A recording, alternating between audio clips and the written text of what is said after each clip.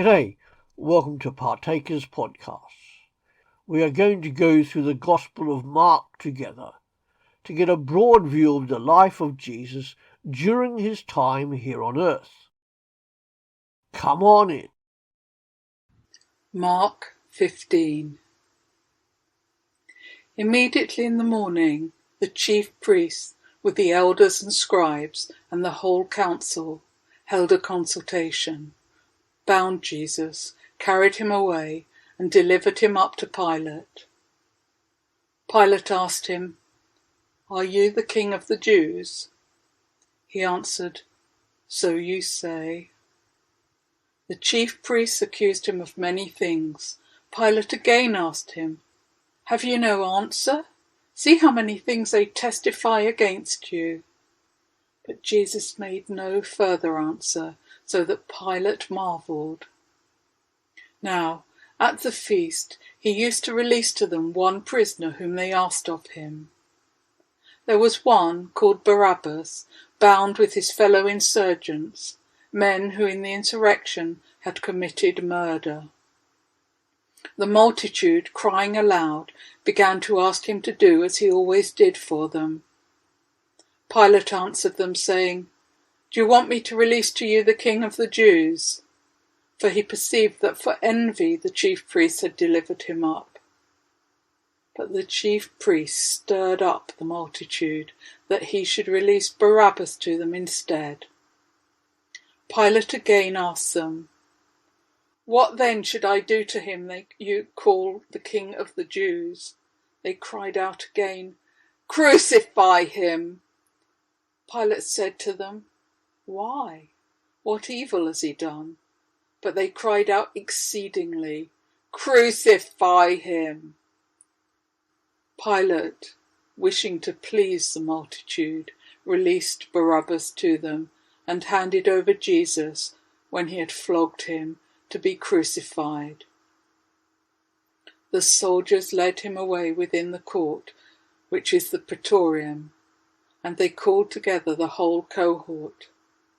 They clothed him with purple, and weaving a crown of thorns they put it on him. They began to salute him. "Hail, King of the Jews!" They struck his head with a reed and spat on him, and bowing their knees did homage to him. When they had mocked him, they took the purple off him and put his own garments on him.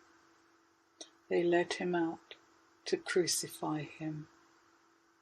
They compelled one passing by, coming from the country, Simon of Cyrene, the father of Alexander and Rufus, to go with them, that he might bear his cross. They brought him to the place called Golgotha, which is being interpreted the place of the skull. They offered him wine mixed with myrrh to drink, but he didn't take it.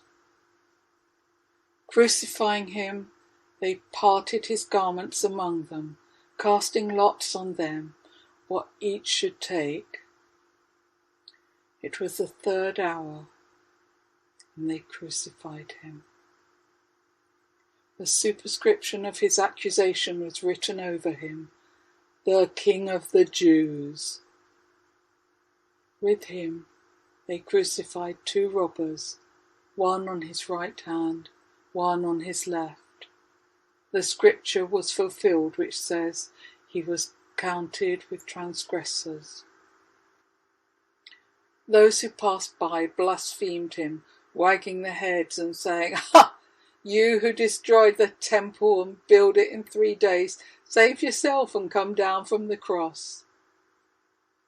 Likewise, also the chief priests, mocking among themselves with the scribes, said, "He saved others, he can't save himself.